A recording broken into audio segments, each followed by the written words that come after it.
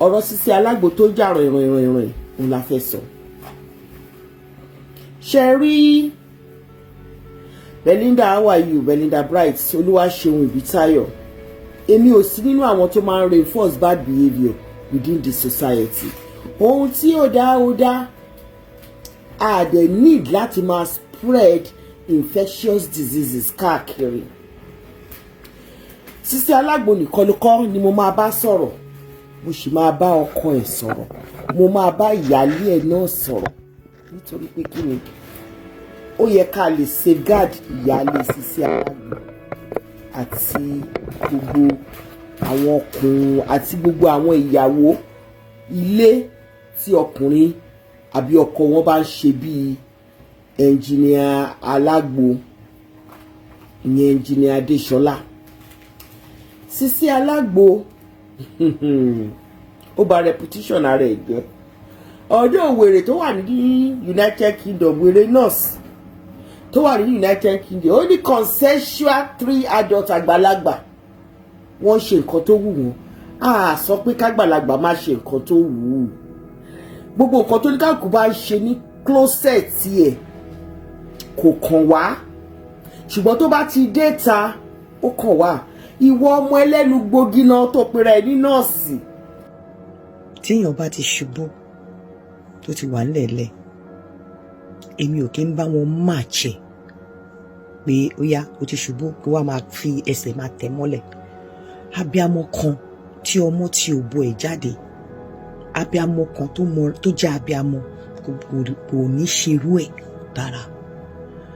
Torí ṣe rí ọ̀rọ̀ Sisi Alagbo, it's just an indication wípé mo ṣe máa ń sọ pé gbogbo wa la níbi ìkọ̀kọ̀. Tí kì bá ń ṣe pé ọ̀rọ̀ yẹn ó jáde bẹ́ẹ̀ yẹn, kò sẹ́ni tó máa mọ̀ pé bóyá irú nǹkan báyẹn lọ lábẹ́lẹ̀. Mi ì dẹ̀ fẹ́ believe pé bóyá first time nìyẹn, but Ọlọ́run kọ́ ni pé ó kọ́ máa ṣẹlẹ̀ ni. Personally, adult lọ́kọ ẹ̀, adult ni àwọn ẹnì kẹta tó wà ńbẹ̀, which means consensual sexual act done by adult by 3 adults lọ́jọ́ ṣe ó dẹ̀ wà consensual. So mi ò lè blame ẹ̀ pé ibi tí mo máa pick out ni wípé ó silly láti ẹ̀ ti pé bó ṣe just dá lọ́wọ́ ẹ̀, nítorí etí mi ti bọ́. Mo mọ̀ pé a lot of things ń ṣẹlẹ̀ láàrin ọkọ àti ìyàwó. Mo mọ̀ pé oríṣiríṣi ń ṣẹlẹ̀. Mo rí voice note kan tí wọ́n gbé kiri lórí kíní tó ti ṣẹlẹ̀ lórí platform tí ẹlẹ́hà wá stay ọmọ tó wá sọ̀rọ̀ lórí lady tó wá sọ̀rọ̀ pé ẹ̀gbọ́n ọkọ òun bá òun sùn. Tí kì bá ń ṣe pé ó ṣẹlẹ̀ mélòó irú ẹ̀ ló ń ṣẹlẹ̀, mo kò dísà láti má gbé wá síta mọ́ kẹ́yìn èèyàn gbọ́mọ ni. Ẹ rí pé mo mọ̀ má ṣe mọ́ pọ̀tẹ́ nǹkan tó wà lọ́wọ́ mi. Sisi Alagbo kò ń ṣọmọdé, ọkọ ẹ̀ ò kí ń ṣọmọdé, ẹni tó gbà láti ṣe kò ń ṣọmọdé. Mi ì dẹ̀ rírí, mi ì bá Sisi Alagbo sọ̀rọ̀ rí láyé. Ká má sọ pé bóyá mo mọ̀. Àǹtí ọmọ níyàn wá sórí platform kìnnìkan, mo believe gbogbo àwọn tó ń wá sórí platform wọ́n ní mental capacity. However, in the only thing tí mo fi fault ọmọ yẹn ò ní wípé ó silly. Ọkọ ẹ̀ ní adult lọ́kọ ẹ̀, adult lòun náà, adult làwọn jọjọ ṣe, but indication wípé mẹ́wàá ń ṣẹlẹ̀ táwọn èèyàn mọ̀, táwọn èèyàn ń ṣe lábẹ́lẹ̀ tí ò tú síta. Tó ń reinforce bad behaviour within the society, Ọlọ́run á mú ẹ. Ó di ọjọ́ kan lónìí tí Ọlọ́run máa mú ẹ. Kò sí nǹkan tó kún anybody nínú nǹkan tí wọ́n fi ara wọn ṣe ní kọ́nà yàrá wọn. Ẹni tó bá wù kó gbódó sóbò ẹ̀ kó máa gún pàù. Ẹni tó bá wù kó gbé okó ẹ̀ sínú blender kó blend ẹ̀ kó dààmú, kò sí ìtọ́kọ̀ wá ń bẹ̀. Ṣùgbọ́n tá a bá ti rí òun là ń sọ. Ṣùgbọ́n tá a bá ti rí lórí ìkànnì yìí, nǹkan tí ò dáa. Ìwọ Sisi ẹlẹ́nu gbógínà, olóko olóbò lẹ́nu, olóbò pẹ̀lì, alára pẹ̀lì, ọlọ́yàn pẹ̀lì, ò dáa mọ́. oníjíìmù ìsọnù ọmọ òṣì ọmọ àdánù nọ́ọ̀sì òfò ó ṣe gbé tírísọ̀mù tiẹ̀ síta kó o gbé tírísọ̀mù tiẹ̀ síta níbi tí ọlá ẹ ti ń lá òbò ẹ gbé síta níbi tó ti ń ṣe jámayàmá fún ẹ gbé síta torí pé orí ẹ ò pé mo rò pé mental health tó ṣe yẹn ó ti wọ orí ẹ ṣé ohun tí wọ́n bá ẹ sọ nìyẹn ni nǹkan tá à ń sọ ni wípé ẹni tí nude ẹ bá jáde ẹ má jẹ́ ká fọwọ́ pa lórí nítorí pé àwọn ló ń kó ìdọ̀tí bá society pọ́npọ́n ni mo gbé dání lónìí igi ni mo gbé dání máa fi fọ́ orí Sisi Alágbọ̀n àti wọ́ àtẹni tó gbèjà Sisi Alágbọ̀n máa fi fọ́ orí yín nítorí pé kí ni n tẹ́ ẹ ṣe sí society wa nǹkan ìdọ̀tí gbáà ni. So mo ti sọ tọmọ ẹlẹ́nu gbógi náà lòṣì ọmọ àlè ọmọ àbí ìpabẹ́ mo ti sọ tiẹ̀ mo dẹ̀ ṣe máa sọ tiẹ̀ mo ṣe ń bọ̀ wá fún nítorí pé each time tá a bá ti rí àwọn irú nǹkan ìdọ̀tí bẹ́ẹ̀ yẹn ìwọ ló ń promote irú nǹkan bẹ́ẹ̀ yẹn tó ní kó máa ṣe kó máa wá sọ kó máa wá gbé síta. We are not yet matured for that. Even in the advanced society and community and countries, they don't promote promiscuity. Wọ́n promote ẹ̀. Tó bá promote ẹ̀ ni wọ́n máa allow Facebook kó máa gbérú ẹ̀ jáde. Wọ́n máa allow gbogbo àwọn Instagram, TikTok kó máa ṣerú ẹ̀. Ṣùgbọ́n ẹ rí i pé àwọn social media platforms tó gbayì tó gbèyẹ wọn kì í gbà kó gbé irú ìdọ̀tí yẹn wá. So gbà tí àwọn social media gan tó jẹ́ pé àwọn èèyàn tó gbayì tó lọ́gbọ́n lóní wọn tí wọn ò gbà kan gbérú ẹ̀ wá, who are you tó jẹ́ pé kò wọ́kàn jẹ́ kan nínú àwọn tó kàn ní platforms tó kàn sọ̀rọ̀ tó kàn fi ìtòdẹ tó ń fi àwọn èèyàn ìbànújẹ́ àwọn èèyàn àwọn nǹkan tó ń dùn àwọn èèyàn tó fi ń pawó owó burúkú ló ń pa. Mo gbé tiẹ̀ sẹ́gbẹ̀ẹ́ kan jẹ́ ká lọ sọ́dọ̀ Sisi Alágbo. Sisi Alágbo kò sẹ́ni tó ní kó má gbé díẹ̀ wá o sórí kó má ṣe ìdí ẹ̀ bó ṣe wù ẹ́. Kò sẹ́ni tó ní pé kó má do ọkùnrin 10 papọ̀ o lè do 8 papọ̀ jẹ́bọ̀ jẹ́ kó jẹ́ kọ́nà ẹ̀. Ṣùgbọ́n tó bá ti dórí ìkànnì àwa máa sọ̀rọ̀ sí a máa sọ̀rọ̀ nípa ẹ̀ a dẹ̀ máa fún ẹ jẹ́ kóbá. Ìwọ Sisi Alágbo ẹni ọlá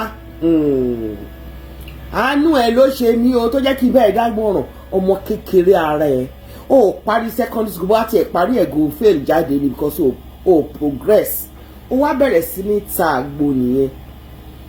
Gbogbo àwọn tó ń ra àgbo lọ́wọ́ ẹ ó ṣe mí láàánú fún ọ pé nǹkan tó ń pò fún wọn ìdọ̀tí ni nítorí pé ẹni tó bá ń ṣe nǹkan ìdọ̀tí tó ń ṣe yìí tó ń fantasize ó lè pààyàn.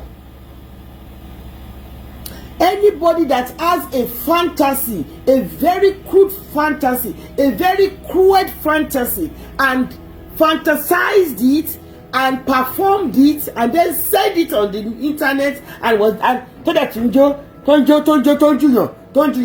not be sha, not be sha, Sisi Alágbo, not be sha. Don't ṣe bẹ́ẹ̀ yẹn. Apààyàn ni. Àgbo ẹ̀ tó ń tà yẹn ṣó ní NAFDAC number.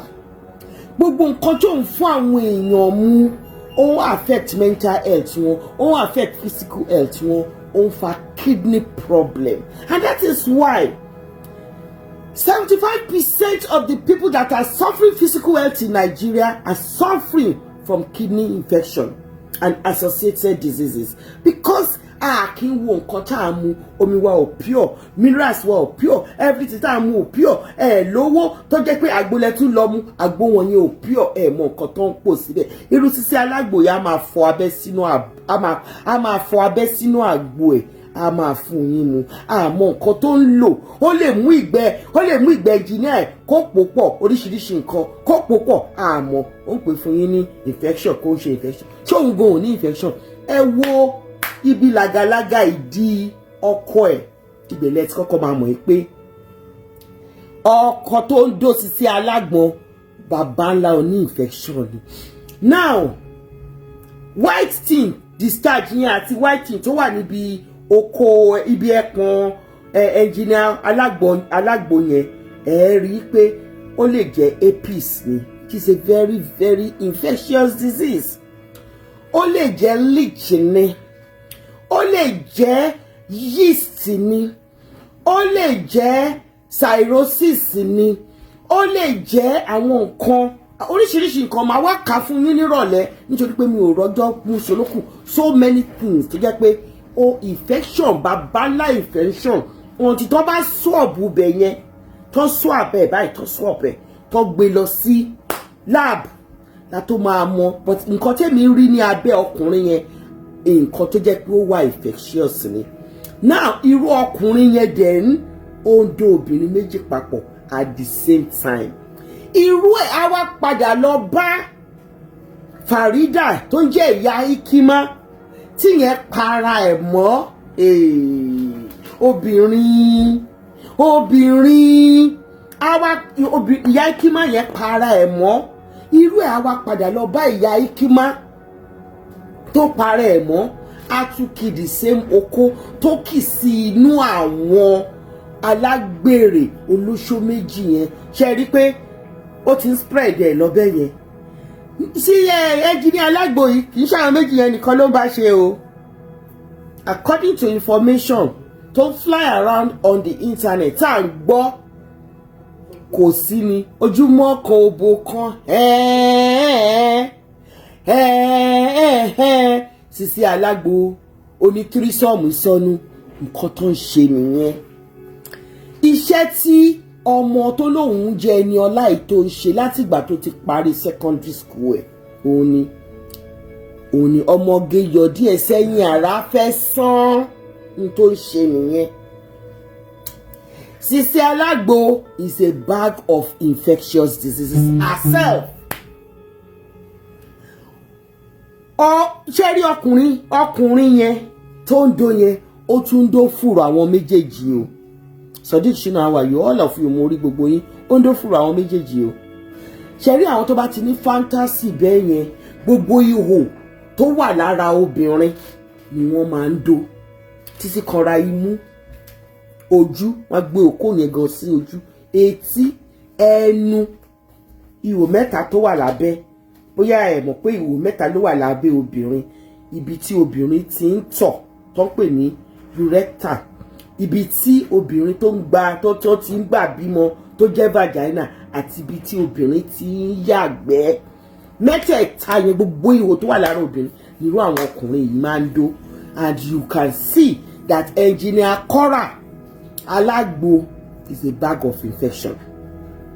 Ẹ̀yin tẹ́ ẹ bá súnmọ́ how are you títí show ẹ̀yin tẹ́ ẹ bá jẹ́ kó bá yín ṣe irú ẹ̀ sì ti ẹ̀ tèmi tọ́pẹ́ Lesi irú ẹ̀ ni òkété máa ń wá tó máa ń láìkì nítorí pé kí ni òkété fúnra rẹ̀ is a bag of infectious diseases and a bag of àwọn tó jẹ́ pé wọ́n máa ń ní fantasy ìsọnù òun lẹ ṣe rí tó lọ sọ́dọ̀ ẹ̀ òun lẹ ṣe rí tó ń gbèjà ẹ̀ òun lẹ ṣe rí tí Sisi Alagbo bẹ̀rẹ̀ sí ní sọ pé ìyá àwọn abiyamọ ní àná now indication pé àwọn nǹkan tí mo máa ń sọ ó real àwọn èèyàn ń ṣe mo kàn máa wá ń já èèyàn sí pé wọ́n ń ṣe ni àmọ́ tí nǹkan bá wá ṣẹlẹ̀ báyìí gẹ́gẹ́ bí ẹ̀yin náà ṣe mọ̀ wípé gbogbo wa la níbi ìkọ̀kọ̀ a lè gbàdúrà kẹ́ni tó ṣẹlẹ̀ sí kó kú ẹni tó bá ní ìmí abiyamọ nínú tí ọmọ tó bu ẹ̀ jáde tó jẹ́ obìnrin tó dẹ̀ jẹ́ abiyamọ tí irú nǹkan báyìí bá ṣẹlẹ̀ àsìkò tó yẹ ká ra gàbo ẹgbẹ́ wa leléyìí kì í ṣe àsìkò tó yẹ ká dá yẹ̀yẹ́ síta kì í ṣe àsìkò tó yẹ ká máa mẹ́rì ká máa jọ ojú tì mí ojú tara lé mi ojú òtì mi gbogbo wa lójújọ tì í àsìkò tó yẹ ká rìnrìn abiyamọ rèé àsìkò tó yẹ ká ra gàbo èmi tó bá ku èní ku ọ̀la tí ma fi rí ènìyàn tó ti ń ṣubú tí ma tún wá sọ pé mo máa yọ̀ nínú ìṣubú àbí mo máa gàba nínú ìṣubú ẹ̀ àbí mo máa gbé ìṣubú ẹ̀ kí n tún tọwọ́ sí láti ṣubú Ọlọ́run gba ẹ̀mí mi lójijì tó bá ku ìṣẹ́jú kan tí mo máa ṣe pé èèyàn tó ti ṣubú tí mo rí pé ó ti ṣubú pé ó need the strength kàkà tí ma fi support ẹ̀ láti fún ní strength ẹ gbàgbé ń pa iṣẹ́ nursing tí ma fi support ẹ̀ láti fún ní strength kí tí wá bá wọn wò pé láti tí ẹ̀ mọ̀ Ọlọ́run gba ẹ̀mí mi pa mí bí mo ṣe yẹ kó ṣe bí mo ṣe yẹ kó ṣe tó ṣe yẹ kó rí lára abiyamọ gbogbo ẹni tí ọmọ bá ti òbò ẹ̀ jáde nìyẹn. Ó ti ṣe ọ̀bẹ ti gọ́mọ lọ́wọ́ nǹkan tó ṣẹlẹ̀ ti fẹ́ ṣẹlẹ̀ bẹ́ẹ̀ mo fẹ́ kẹ́ mọ̀ wípé èyí tó dé la rí gbogbo wa la níbi ìkọ̀kọ̀. Torí ẹ̀ mo ṣe máa ń padà lọ sí ọ̀rọ̀ Jésù níbi tó ti ní pé ẹni tí ò bá dẹ́ṣẹ̀ rí kó sọ òkò àkọ́kọ́ tí kì bá ń ṣe ọgbọ́n tó lò tí àṣírí fi tú pé gbogbo àwọn tó gbókò dání gan ẹlẹ́ṣẹ̀ ni wọ́n tí wọ́n gan wọ̀s wọ́n á ti sọ òkò pa ọmọbìnrin yẹn. Ìwọ tó bá ti ṣe shit rí láyé tó ti ní past rí, ìwọ tó bá ti tó mọ̀ pé wọn náà ti ṣàṣemáṣe rí láyé ó dẹ̀ ti ní past tó bá wà lára àwọn tó ṣe gbòǹgbò kíní ẹ̀ṣẹ̀ ni. Ìwọ tó mọ̀ pé ó níbi ìkọ̀kọ̀ ṣùgbọ́n tíbi ìkọ̀kọ̀ ẹ̀ ò tí ì jáde tíbi ìkọ̀kọ̀ ẹlòmíì wá jáde tó wá ń ṣe pé ẹ̀ṣẹ̀ ni. Gbogbo àìṣòdodo láyé ẹ̀ṣẹ̀ ni. Gbogbo wa la ní past, gbogbo wa la níbi ìkọ̀kọ̀, ó burú jura wọn lọ ni. Àwọn èèyàn míì ṣe shit lábẹ́lẹ̀, ó burú jura wọn lọ ni. Mo bẹ̀ gbogbo ẹ̀yin abiyamọ ayé, gbogbo ẹ̀yin tẹ́ ẹ jẹ́ abiyamọ gidi, ẹ dáṣọrò ọmọ yìí. Ẹ má jẹ́ ilé pọ́ìntì tó wà yẹn ó lè para ẹ̀, ó lè para ẹ̀. Ẹ dáṣọrò, ẹ fojú abiyamọ wò ó, ẹ fojú ẹ̀jẹ̀ tó jáde lára yín, ẹ fojú ọmọ tó jáde lóbò yín ẹ fi wò ó, ẹ fojú wípé tó bá jẹ́ yín lẹ́bi ẹ lè rún dé egun, ẹ fi wò ó. Ẹ dáṣọrò, ẹ ràgàbò, ẹ má jẹ́ kó break. Kò sí nǹkan tá a fẹ́ gbà bẹ́ẹ̀. Gbogbo wa la níbi ìkọ̀kọ̀ mẹ́wàá ń ṣẹlẹ̀ láyé. Mo mọ̀ọ́mọ̀ má gbé nǹkan wá sórí platform mi mọ́ ni. Àwọn nǹkan tó wà sensitive ó pọ̀ lọ́wọ́ mi bàjẹ́. Mo máa ń fẹnu sọ ó pọ̀ mẹ́wàá ń ṣẹlẹ̀. Nǹkan tẹ́ ẹ bá rí lẹ rí. Ọkọ ẹ̀ ló bá ṣe. Ọkọ ẹ̀ ló bá ṣe. Adult ni. The mistake tó ṣe ń bẹ̀ ni pé ó gbé síta, ọkọ ẹ̀ ló bá ṣe.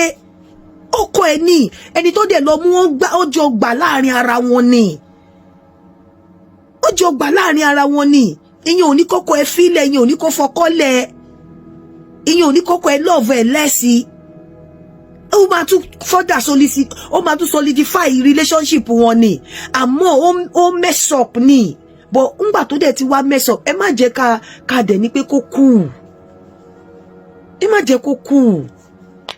Ẹ má jẹ́ kó kú. Gẹ́gẹ́ bí abiyamọ. Ẹ má jẹ́ kó kú. Ẹ gbà. Ẹ bá tiẹ̀ máa bá wí. Ẹ jẹ́ kí kíní lọ. Ṣé mi ò ní kẹ́ tó bá wí. Ẹ bá dẹ̀ máa bá wí, ẹ bá wí nínú ilé. Kì í ṣe tó bá kún sìn kí ni nǹkan ta fẹ́ gbà ń bẹ̀. Àmọ́ sọ fún yín, mo lè sọ fún yín ó àpò ti wà ní pọ́ìntì pé ẹ̀mí ẹ̀ lè bọ̀. Mo ṣe bí wàá ṣe ṣó yìí o. Káyọ̀dé ṣe mo kàn àwọn nǹkan tí mo kàn máa sọ fún yín ni mò ń rélérèfé. Ipe ẹkùn tó ní white patches káàkiri yẹn ẹkùn APC ni. Ẹkùn tó dá tó jẹ́ wípé STI transmitted sexual infection ó wà lára ẹ̀ ni. Ẹkùn tó ní yeast, ẹkùn tó ní cirrhosis, ẹkùn tó ní nǹkan tó ń pè ní leech LICHEN ẹkùn tó ní gbogbo àwọn oríṣiríṣi nǹkan tí ó lè associate wọn rú ẹpọ̀n burúkú oníkórópọ̀ àbọ̀ bẹ́ẹ̀ yẹn màá wá gbé fún yín ní ìrọ̀lẹ́ nírọ̀lẹ́ gbogbo oníkálùkù kan máa ṣe but in the health public health dimension ibẹ̀ ni mò ń gbé tèmi lọ. Is it good to do threesome and then put it out there? It is a total no-no. You can fantasize and do whatever you want to do in the corner in your closet. Why bring it outside? Why bring it outside? Àwọn group of blackmailers ibi tẹ́ ti máa mọ̀ wọ́n nìyẹn. Anybody tó bá associate mọ́ òkété in the last 5 years. In fact, let me say live from 2021 tó bá associate ara ẹ̀ mọ́ òkété 2021, 2022. Èèyàn burúkú ni ẹ́. Èèyàn burúkú ni ẹ́. Ọ̀tọ̀ ni kéèyàn kó mú torí tó bá ti lè fi ọwọ́ ara ẹ̀ rìkọ́ọ̀dù nudity ara ẹ̀ báyìí. Tó wá gbé fún èèyàn tó bá jáde. Èmi ò fẹ́ mọ ẹni tó jù síta. Kò kàn mí. ìwọ fúnra rẹ ló fọwọ́ ara ẹ ló fi record. Sisi Alagbo òun ló ń record ibi tí ẹni tó pè ní ọkọ ẹ̀ tó ti ń báyàn sùn tó ń mu ọyàn èèyàn tí òun náà gbé ọyàn ẹ̀ tó dàbí pádọ̀ tó wá ń ṣe báyìí slippers ọyàn ẹ̀ wá fly báyìí ọyàn ẹ̀ wá rí báyìí. Àwa gan ta ti pé Sisi ẹ̀ wò bọ́yàn ṣe dúró pẹpẹpẹpẹ bíi figure 8 ọyàn wọn ò kọ́ àflábì. Ẹ ti mọ̀ pé ó pẹ́ irú ọkùnrin tó ti fọwọ́ kan lọ Sisi Alagbo yẹn á ti lé ní 1000 tó ti fún tó ti irú wọn rough sex ni wọ́n máa ń ṣe wọ́n dẹ̀ máa ń fantasize oríṣiríṣi and they are bag of infection. Kí ni mò ń sọ ni wípé I'm talking about public health. Sexually transmitted diseases and infection. Owó ńlá ló ń lọ síbẹ̀. O ò dẹ̀ lè bọ́ síta ṣàṣà lára máa rẹ́ni tó bọ́ síta tó máa fẹ́ pé òun yìí o òun ní sexually transmitted diseases and infection. Ṣé ẹ rírú àwọn Sisi Alagbo yẹn àwọn ló ń tà kiri. Àwọn ló ń tà kiri àṣírí wọn ló ń tú ọjà ló ń tà ó ń tajà abẹ́ ó dẹ̀ tún ń ta nǹkan tó máa pààyàn. Irú omi wo ló fi ń ṣe àgbo ẹ? Ṣé o ní borehole níbẹ̀ yẹn ṣó wà filtered according to NAFDAC regulations? Nítorí omi tí wọ́n bá lè fi ṣe pure water àti omi tí wọ́n bá lè fi ṣe bottled water òun ló yẹ kó o máa fi po àgbo ẹ. Ṣé níbi tí o ti ń pọn omi tó fi ń ṣe àgbo ẹ ṣé ibẹ̀ wà sterilized pa? Ṣé ibi tó o ti ń ṣe àgbo tó o ti ń po àgbo ẹ ṣé ó wà sterilized pa? Nǹkan tá a fẹ́ mọ̀ nìyẹn. O wá ti kúrò níbẹ̀ nìyẹn o wá tún ti di pé o wá lọ ń gbé àwọn nǹkan tí ò dáa wá sí orí íńtánẹ́ẹ̀tì nípa ara ẹ̀. Ìwọ tó ń ṣe irú orí threesome yẹn o wá ń polówó àgbo threesome wà o àgbo fivesome wà o. Wàá sọ fún NAFDAC, wàá sọ fún Ministry of Health, wàá sọ fún Ministry of Health Federal Republic of Nigeria ibi tí wọ́n bá ti ń ta àgbo irú nǹkan bẹ́ẹ̀ yẹn tí wọ́n ti ń ṣe. Mo fẹ́ mọ̀ mo fẹ́ kó gbé jáde nítorí pé olórí burúkú ọmọ àníṣàì má fún ẹ lépè ẹni ọlá olórí burúkú ọmọ ni ẹ ọmọ tó yẹ kó jẹ́ pé wọ́n ti rọ paríjọ súná òun ni ẹ apààyàn ló ń ṣe bíi tiẹ̀ yẹn. Tó bá dìrọ̀lẹ́ màá wá fọ fún yín nǹkan tí mo wà after ni pé ibo èèyàn mélòó ni ẹni ọlá ti ta infection fún, èèyàn mélòó ni ọkọ ẹ̀ tó ń jẹ́ Guinea Kora tó ti bá sùn tán ti bà yé àwọn obìnrin jẹ́ tán ti bà womb àwọn obìnrin jẹ́ tí wọ́n ti bà pelvic girdle àwọn obìnrin jẹ́ tí wọ́n ti fún àwọn obìnrin ní mental health illnesses nítorí pé obìnrin tó bá jẹ́ wípé abẹ́ òórùn tí okó kan ti bàjẹ́ kò ní lè sọ síta a máa fún ní psychological problem a kibẹ̀ a lọ a ní depression from depression ó ń lọ sí oko skoin nìyẹn. Àwọn mélòó ni àwọn people wọ̀nyí ti bà yé wọn jẹ́ tí wọ́n ti rí bẹ́ẹ̀? Àwọn mélòó ni olórí burúkú nọ́ọ̀sì wèrè tó wà ní United Kingdom olókólóbò tó sọ tó ti bà yé wọn jẹ́? Irú wọn lẹ rí ìta yìí o, irú wọn lẹ rí ìta. Ẹ pàdé mi lálẹ́ ibi tí màá ti wá yọ̀nàná ẹ̀ dáadáa fún wọn. Position wo ni Farida ìyá Ikimọ wà? Ǹjẹ́ wọn ti bà yé Farida ìyá Ikimọ jẹ́? Ǹjẹ́ a lè advice Farida ìyá Ikimọ ipe kó máa fẹ́ engineer Kora lọ? Ǹjẹ́ a lè advice Farida ipe anytime tó bá wá fẹ́ kọ́kọ́ o tọkọ ẹ bá ti wá fẹ́ bá ẹ sùn kó máa lo condom? Ṣé bọ́bí tí mo ń lọ bẹ́ẹ̀ yẹn? I am talking about public health. I am talking about public health. Kò dẹ̀ yẹ ká máa reinforce bad behaviour. Irú eléyìí tí nọ́ọ̀sì wèrè olóbò pẹ́ẹ́lí aláyà pẹ́ẹ́lí tí gbogbo nǹkan ara ẹ̀ ò dáa tó wà ní United Kingdom